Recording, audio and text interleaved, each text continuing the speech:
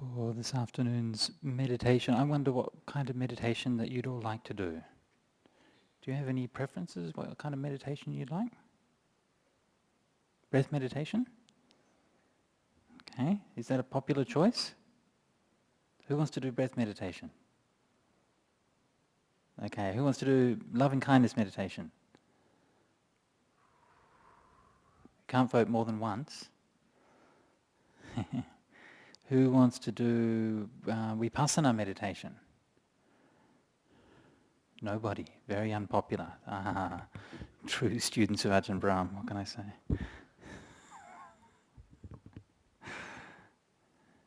Okay, so which one did we have the most for? I think, was it breath or loving kindness? Let's try it again. Breath meditation? Okay. Lukewarm support. Loving kindness meditation? I think the loving kindness wins. But don't worry, if you sneakily watch your breath, I won't tell anybody, okay?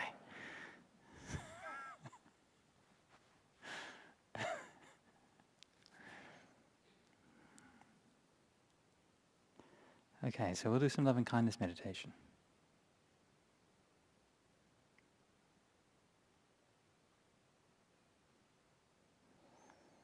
Actually, you know, the Buddha taught all these different kinds of meditation, and each one has its own value and its own particular qualities.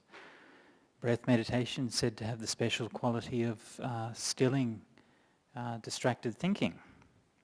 Loving kindness meditation has a special quality of overcoming anger and hatred.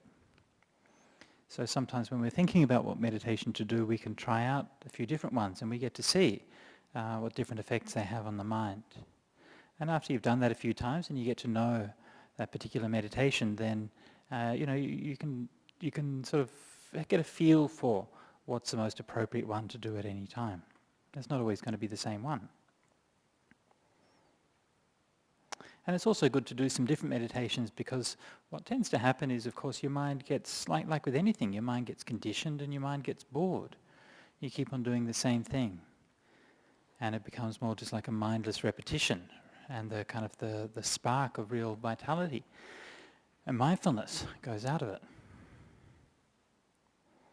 So we'll do for this afternoon some guided loving kindness meditation, and I think we normally do like 45 minutes meditation, is that right?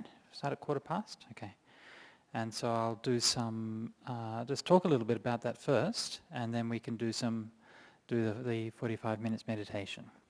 So the particular method that I'm going to be teaching here is a method that I learnt from my teacher, Uncle Ajahn Mahachachai, who's a Thai meditation master. And he developed this method which is, I think, very beautiful and very carefully sort of thought through for leading your mind to be able to experience loving kindness.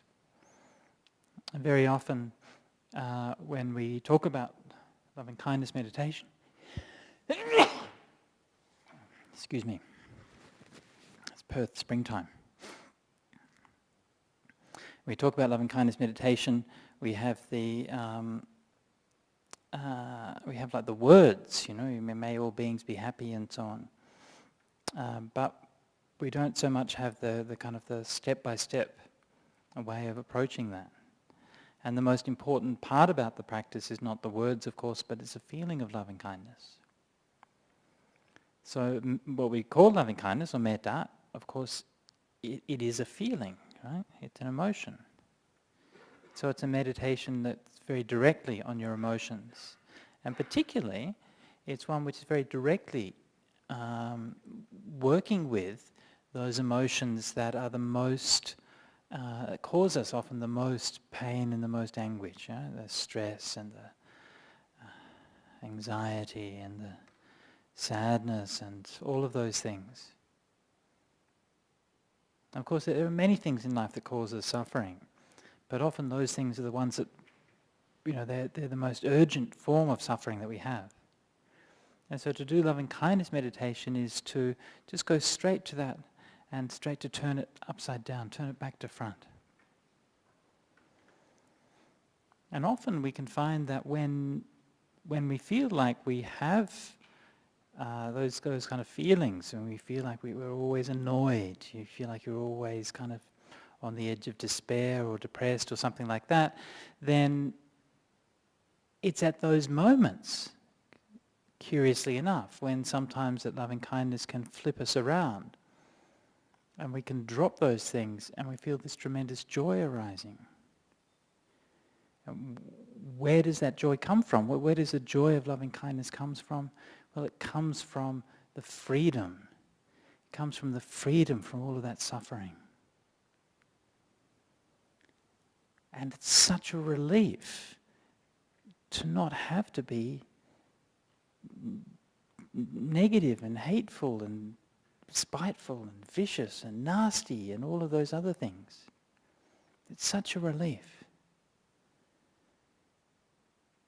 So that moment when we're in the meditation and your mind just sort of switches and lets go, and suddenly all of that joy arises. It's like nothing else. And then you look back on that moment and you think, that's it. That's what they were talking about all these years. I was sitting there thinking I was meditating. That's what they meant. Right. Very, very powerful, and you realize that this is why, not just the Buddha, but all of the great spiritual teachers talk about this loving kindness. You talk about how transformative it is. You talk about how essential it is. And in the Buddhist texts, they call these meditations Brahma Viharas, right? Brahma Viharas. Yeah, this literally means that Brahma is God, right? So Brahma Vihara literally is the dwelling of God. It's where God lives. That's how exalted and powerful these things are. So like all things we do in Buddhism, the most exalted and beautiful and transformative things have very small and humble and everyday beginnings.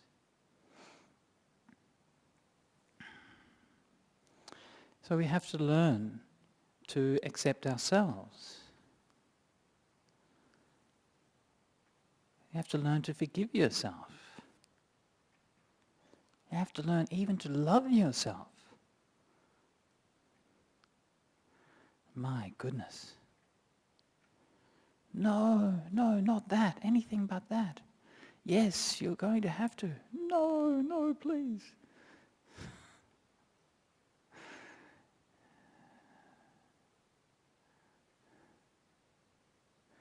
Welcome, just in time.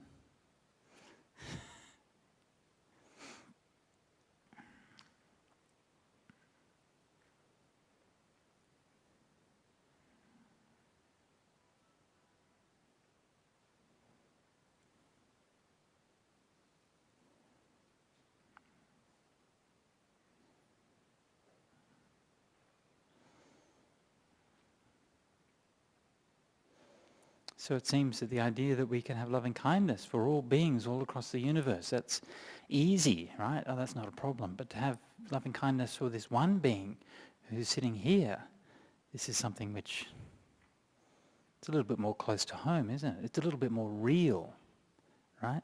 This is why, why we sometimes have a problem with it, because it's real, actually. It's not just fake. You're not just mumbling words and feeling good about yourself, but you're actually dealing with the reality. So we begin by doing loving kindness for ourselves, and about loving kindness for a loved person. For this meditation this afternoon, we're only doing a short meditation, so we're not going to do all that much, but we'll just begin. We'll do loving kindness for oneself and for a loved person. We'll see how that goes. So, who is a lovable person? Right? Who is a lovable person? So, the person to think about developing loving kindness for in your meditation. Okay, one person, right? Not lots of people, just one. and one person who you have an easy and simple and uncomplicated love for. It doesn't matter so much how strong your love for them is, it's much more important how simple it is. Okay?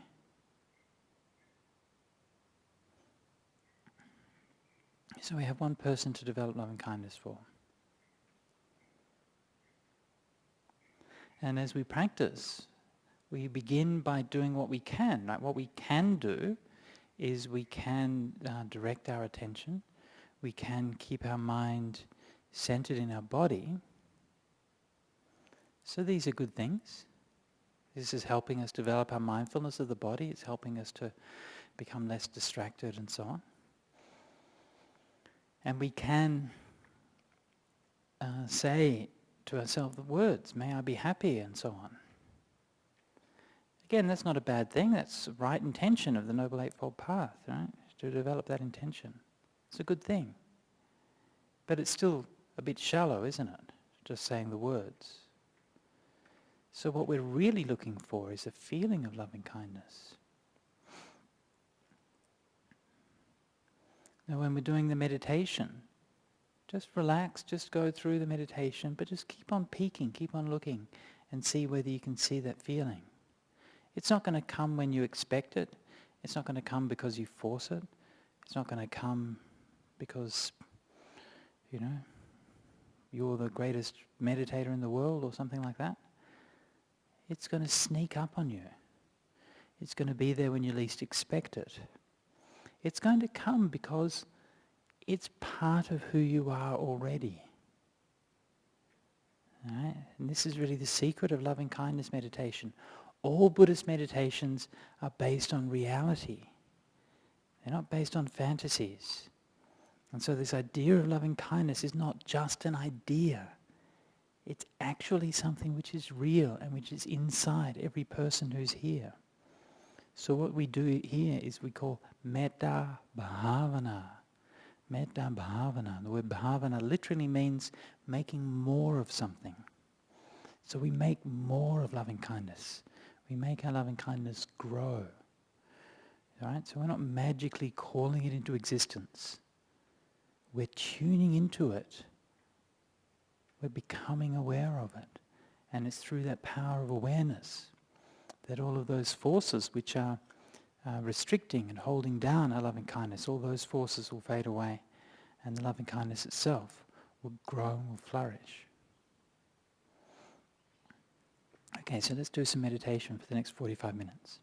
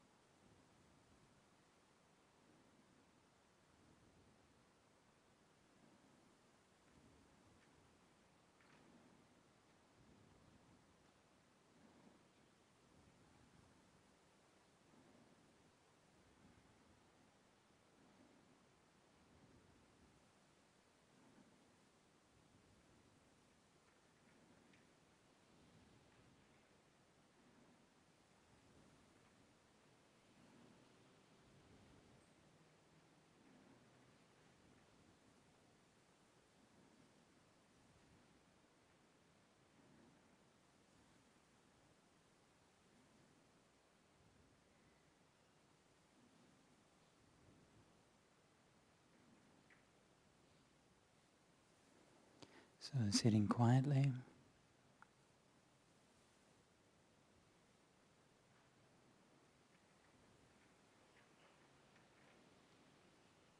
allowing the mind to settle back inside the body.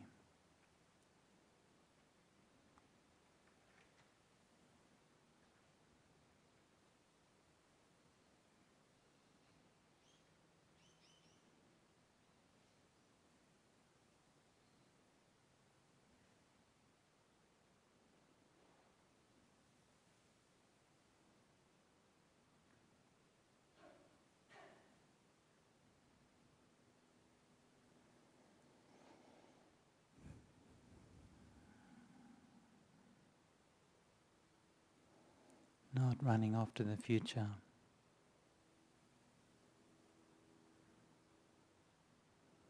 Not going back to the past.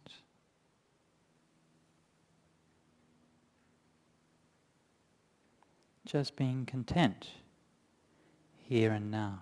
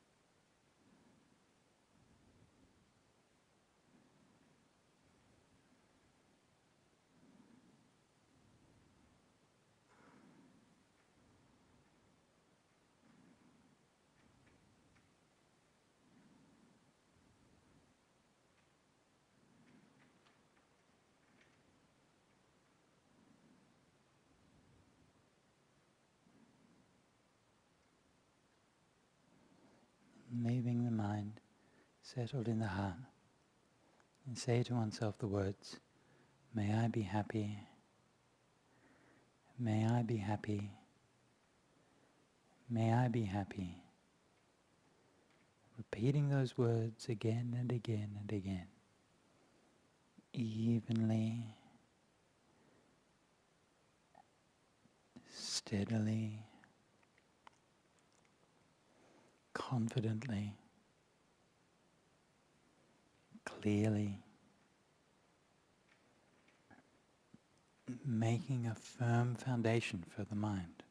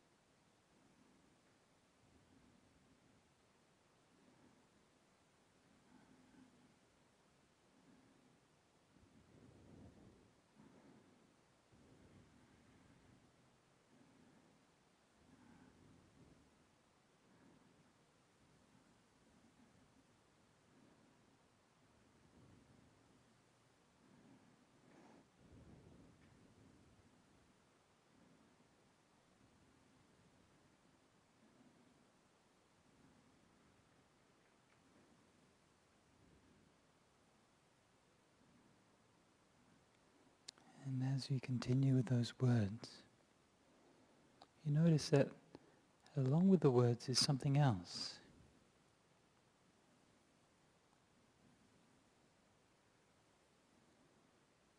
There's something more subtle.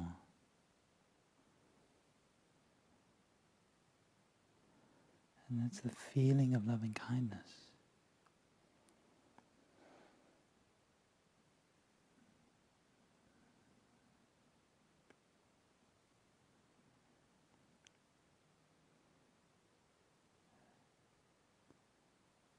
Sometimes you just turn around and there it is.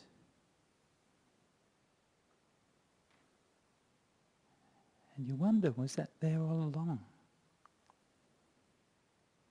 How is it that I didn't notice before?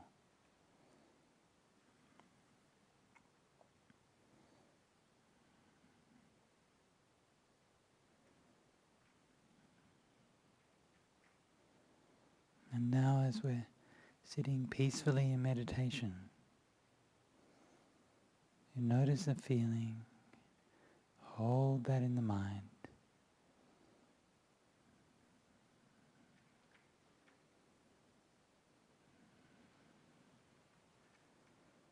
And keep it safe, keep it close. Just like you're holding a little bird in your hands. So carefully. You wouldn't, if you held it too tight, you'd squeeze it. If you held it too loose, it'd fly away. So just enough. And you keep that little bird safe in your hands. In the same way, you hold the feeling of loving kindness in your hands. Carefully, gently, until you can feel that joy and that sense of ease spreading out through your whole body.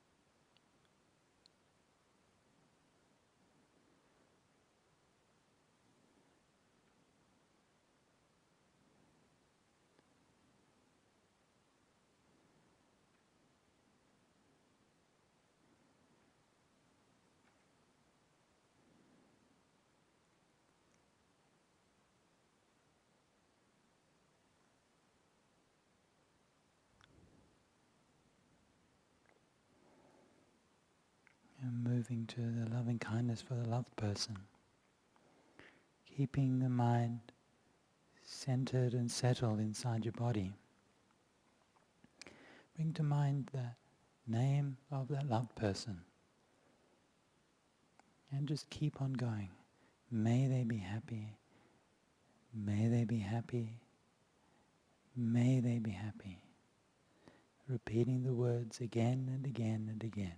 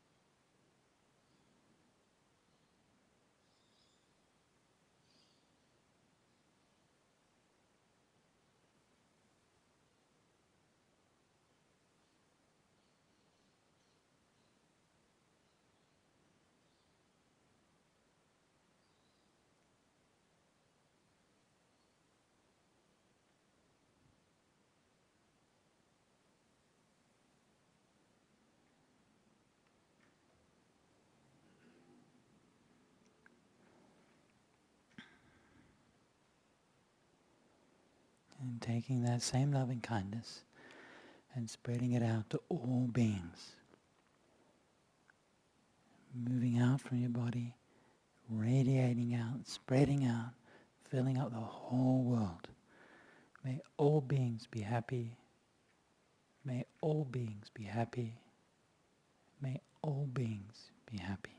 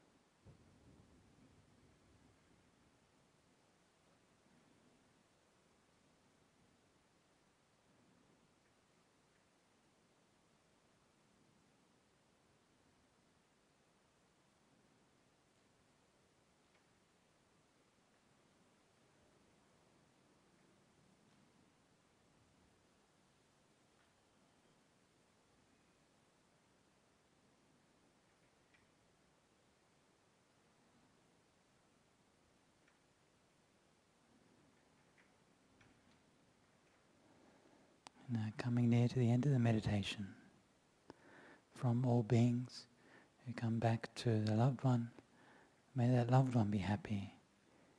May they be happy. May they be happy. And to oneself, may I be happy.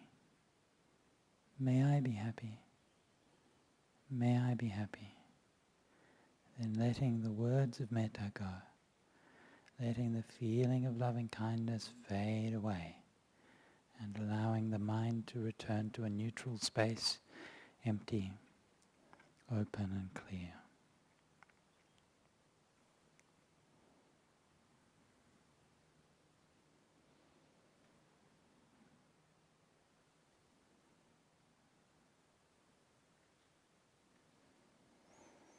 And with the mind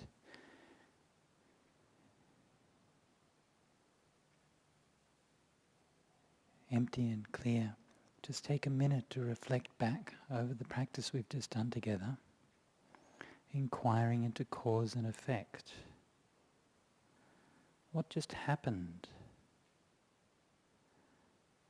How did I use my mind?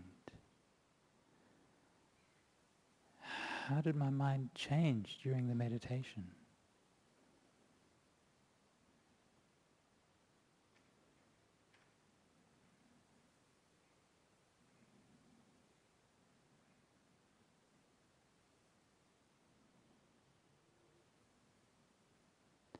What was useful?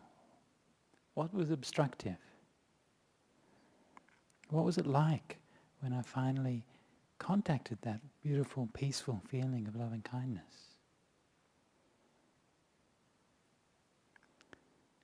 And finally, we can dedicate the merit of our practice. May all beings be happy. May all beings be well. May all beings realize Nibbana. Sadhu, sadhu, sadhu. You can open your eyes, come out of meditation.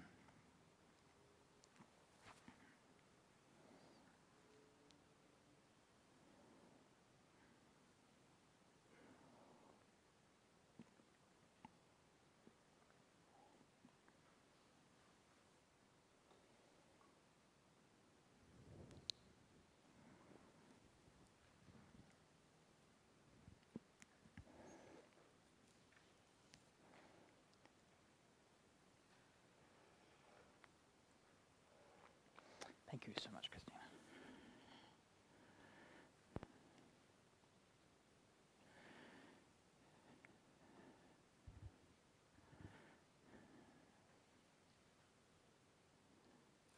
Okay, number one question here from Singapore.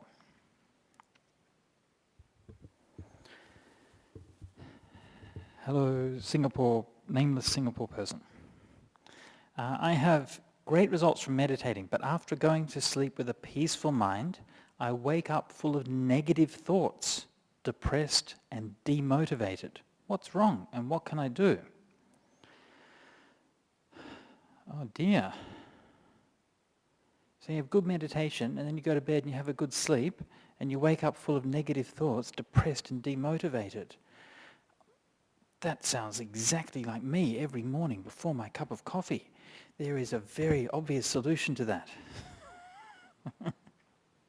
What do they say when we saw Ross Bollitter, the Zen teacher? He said,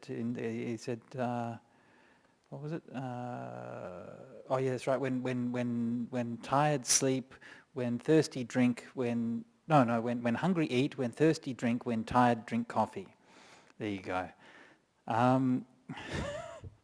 So I don't know whether that's the solution here. I'm not entirely sure what's going on. I mean, sometimes that is all that's the issue. It's just that, we do have different body rhythms and things like that during the day.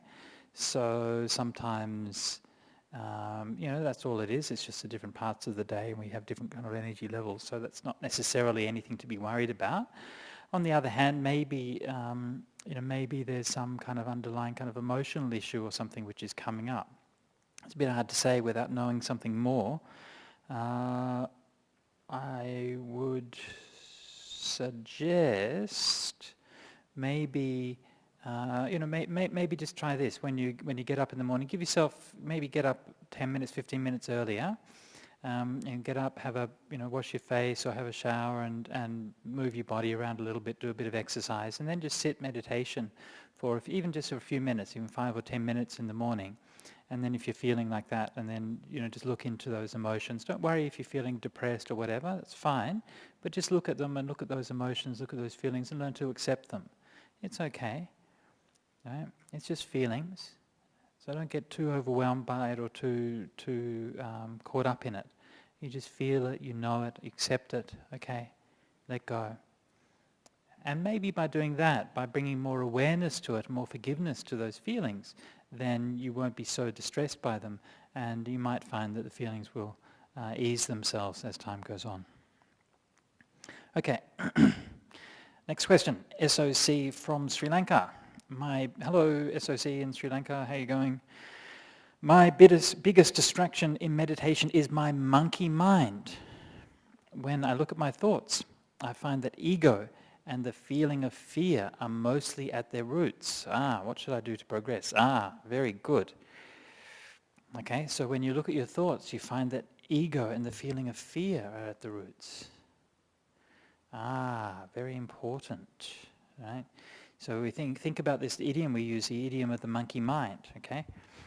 So what do you do with a monkey mind, right? What do you do if there's a monkey that's running around and messing around and so on? Do you try to catch it? You can put it in a cage? Well, yeah, but you'll have a monkey rattling your cage and the monkey won't be very happy. Right? Do you tie it up? Well, you can, but then you try to go near it and it'll bite you or something. Right? Monkeys are hard to look after. They're not easy. Yeah? Or you could try loving your monkey. When I visited a monastery once with a monk there who looked after all of these monkeys who had been sort of dumped there, like orphans from, road accidents or whatever. And these weren't just little, cute little monkeys. These were like really quite big ones, actually. I don't know what kind of monkeys were. It's in the south of Thailand. And he just used to take all of these monkeys in and look after them. And honestly, they'd just be like crawling all over him all the time, right? He'd just be talking to you, and these monkeys would be climbing on him and hanging off different parts of him and stuff like that, and he'd be tickling them and things. And he just loved those monkeys so much. And he wasn't disturbed by them or whatever, he just loved them. And so they didn't bite him or anything. They might have bit people who tried to get too close to him. You probably want to be a bit careful. So don't think of your monkey mind as being an enemy or something you need to get rid of or anything like that. If your mind really is a monkey, and if it's been driven by fear, right, then give it love, give it assurance, make it feel that it's okay. Yeah? And of course that sense of ego, so I mentioned that sense of ego there. But remember also ego in Buddhism, actually ego is not a very good word. And it's not quite an accurate word either. Even in a Western context, ego has a somewhat interesting history. It's associated with the psychology of Sigmund Freud, of course. But curiously enough, Freud actually never used the word ego a single time in any of his writings. Okay, something that not many people know. Yeah? And when he was writing, of course, he was writing in German, and he just used a colloquial German term, das Ich, right? Das Ich, the I. And when they translated it into English, they thought that just to say the I was too, colloquial or informal, so they thought we'd better turn it into Latin instead. That sounds much more important. So they translated it as ego. And when you call it an ego, it sounds much more like it's a thing. It's like an entity. And I always used to worry about this when I first heard about this psychological term, ego. I remember when I was a kid, I was like, what is the ego? I was looking for some kind of thing. Where is it? And you realize actually the ego isn't a thing, but it's behavior. It's something that we do. And the Indian term is actually a much better one, is ahankara. Right? We find this both in Buddhism, also in the Hindu scriptures and so on. Ahankara is a much better term. I-making, literally I-making. So that the ego is not a thing, it's something that we do. Right? And so yes, our thoughts are driven, but not necessarily say driven by the ego, as if the ego is something standing behind our thoughts, driven by them, but the motivation. Our thoughts are creating and constructing and maintaining that sense of self. It's ahankara, it's an active process. The ego, that sense of I, actually is just another condition, right? It's a sankhara, it's a conditioned phenomena. Like any other conditioned phenomena, when the causes for it are not there, it will fall apart, okay? We don't have to do anything about that. It will fall apart all by itself. Right? It's just conditions. So these thoughts are there, and when you think about it, actually, this is quite positive, right? Think about this. Why is it that our thoughts are so constantly creating and constructing our sense of self, right? We're always comparing, we're always judging, we're always defending our own actions, justifying ourselves, all of these things. This is all ahankara. Why do we do that? Because inside of ourselves, we know that if we stop doing that, it's all going to unwind, right? This is the defense mechanisms of the self. Yeah? The self knows that it has to keep on building itself up and creating itself, propping itself up. Because when we stop doing that, that sense of self unwinds and we look in there and we think, what is there? It's nothing. It's just emptiness. It's just conditions. It's just change. And that sense of ego and that sense of self unravels. So when you see that this monkey mind is working so hard to build up this sense of self, you should rejoice. Say, aha, that's how hard you have to work, mind, in order to create this sense of self. So once you stop working and stop doing that, everything will start to unravel. So you just be at peace with that. You accept it, you let go. Don't worry about it. It's normal to have a sense of ego and self. That's what your mind does. It's normal to be afraid. That's what your mind does. You accept those things, you love them, you care for them. It's just dukkha. It's just defilements. Right? There's nothing wrong with defilements. Okay? Greed, hatred, delusion, samsara and dukkha and all of these things. It's not like evil or nasty or bad things in a sense, right? All it is if you have these things, you're going to suffer. That's all. Right? So there's no cause to judge or be worried or concerned about it. You just understand, as long as I keep doing this, there will be suffering. That's it. So, stop, let go, and allow your mind to not suffer. Okay, next question. Jessa from the USA. How's it going, Jessa? How do you love yourself and the other when you were never loved? My goodness, really? I mean, I have to take that seriously when that kind of question's asked. If that's really the case, and if you feel that's the case, then I what can I say? I feel very sad for you. Of course, often we have been loved and we just don't recognize it. We don't realize that perhaps we've been with people who haven't been able to show their love, who haven't been able to tell us their love. This is possible. But it's also true that some people really do grow up in very unfortunate circumstances and they actually really haven't been loved. And this is something which is a very terrible thing, and it's something which is very hard to overcome. Especially if this is the case when we're young children. And the ability to love and be loved is something which forms very young in an infant, being held in the arms of its mother and just basking in that glow of the mother's love. And if you haven't had that experience or haven't had some comparable experience to that, then makes a big impression, makes a big difference. So if that's really how you feel, then you have all my sympathies. I wish I could do something more for you. One thing perhaps it might be worth just thinking about is that love is everywhere all around us. Yeah? Yes, there is in a sense a normal or an average developmental process where we learn to love from the time that we're infants. But that's not the only time we learn to love. Actually, there's love all around us all the time. I'm sitting here in this Buddhist center right now. I'm looking out the window.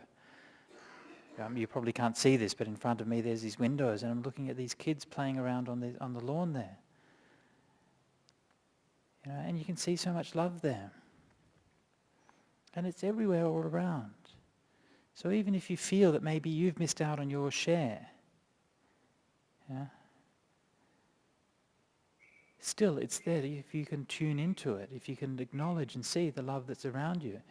Don't feel jealous, don't feel sad that you've missed out on it, but appreciate the fact that it's there, that it's real.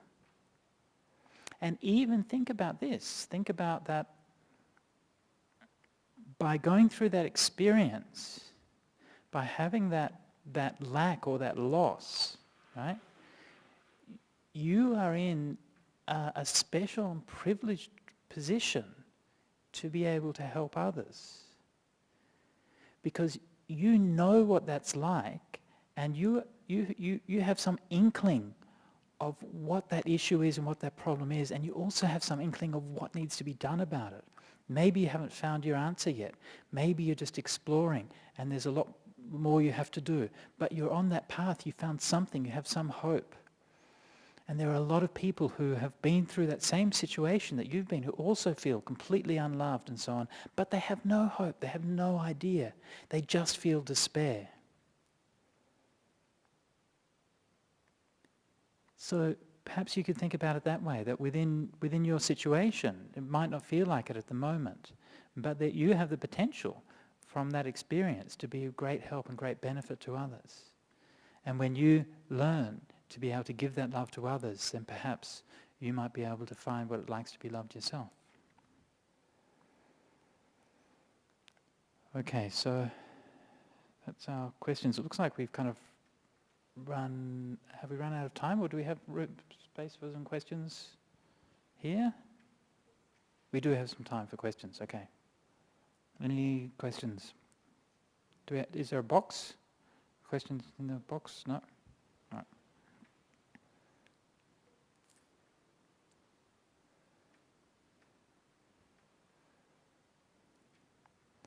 Everyone is very peaceful this afternoon. Okay, so if we don't have any more questions, let's finish up by paying respects to the Triple Gem.